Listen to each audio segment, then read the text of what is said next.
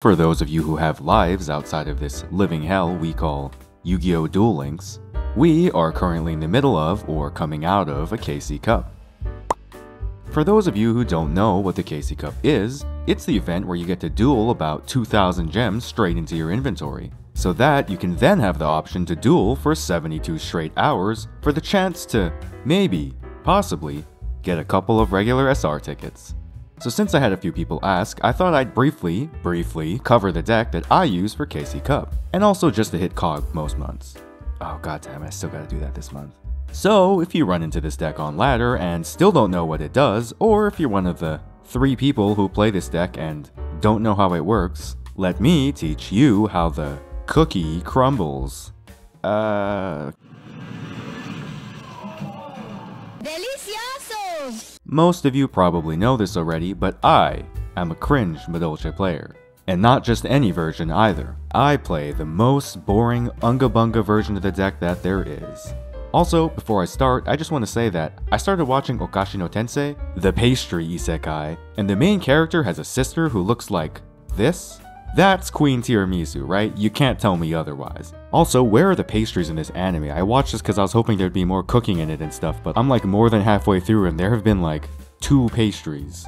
Okay, weird anime stuff out of the way. The version I play is the Toxic Stall version of Madolches. Up until recently, this deck only ran 5 monsters. But now that Pettingzessor has been changed to be Limit 2, I can now run a grand total of 6 monsters! Yay! This version of the deck lives and dies by one incredibly linear combo that goes like normal Madeline. I'm just a messenger. Add petting to hand. Empty grave, special petting. I'm the best in the nation. Activate effect, special pudding. Exceeds into teacher. Yes. Are there cards in here? Yes again to teacher. Rank up into chocolate. I like chocolate. Yes, yes. Summon Madeline, make the queen. Shuffle back 2, yes to chocolate. Summon another Madeline. Rank up into second chocolate. Bye, have a beautiful time. If uninterrupted, this combo shuffles 2 back from either grave, 2 back from your opponent's field, and ends on 6400 attack. All from one single normal summon. Wow. If you can open 1 Madeline or lose 1500 to draw into it with your skill, and have the proper staples to deal with any disruption, this combo will OTK 100% of the time. So why doesn't everyone play it? Well, now that we've got the good part of the deck out of the way, let's talk about the bad part. 60% of the time, it works. 60% of the time. That doesn't make sense. Madolches and Duel Links have almost no good plays going first. Sure, you can swarm your board and even set up a graveyard interruption. Why on earth would someone want to dig a body up? But most decks today can pretty easily blast through your board, and even worse, leave you with monsters in your grave. A big no-no for this version since it cuts you off from your OTK combo. Even while going second, the OTK combo has multiple choke points that all die to a single interruption. Which ones? All of them. Most of them also leaving you with monsters in your grave. Because of that, the other 14 cards of your deck are solely dedicated to bandaging this glaring weakness. We've got Generic Disruption to go first, we've got Lance and Cosmic for back row, Book of Moon for on-field effects, and for Effect Veiler we've got Praying.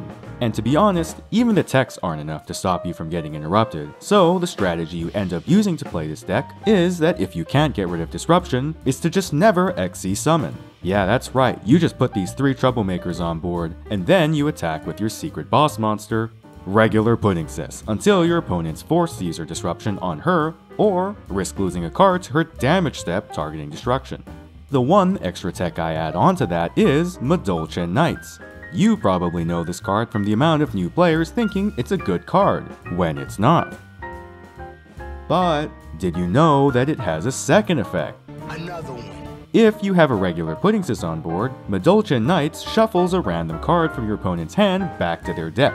And I'm just gonna say that when used correctly, making your opponent lose a card that was in their plan for that turn, especially if they've already started that plan for that turn, can be game winning by itself.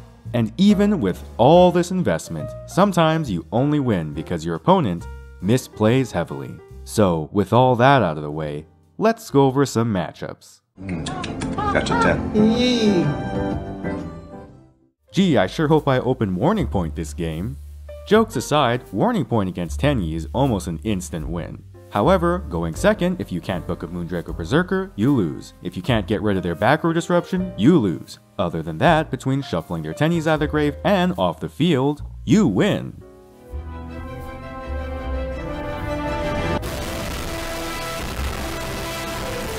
BLS. I know I literally just said not to exceed summon turn 1, but this is the only time I'm gonna say it's okay, because, watch this. Bye-bye! And then we just pray they don't have any more ritual spells in their hand. Make sure that if you do this, don't use pudding as exceed material. It's usually more helpful on the board. 3, 2, 1. Rocket is one of our worst matchups. Not because of the Rockets themselves, but because of the fact that their deck somehow runs more disruption than us. If they draw into enough disruption, then you will lose. But if they don't, or you're lucky enough to make them shuffle it back with knights, then it's still a problem because you might have to deal with these guys. So the best defense for that is to equip Dark Magician mats and sleeves and hope they think you're a DM player and go into Void Ogre instead. Violence. Identify yourself! Who the fuck are you? I don't know. I'll let you know once I do more of them. There's a few other matchups in this meta, but I'd say they're all beaten roughly the same way. Get rid of any disruption, don't let your monsters stay in the grave, and then clean them out completely.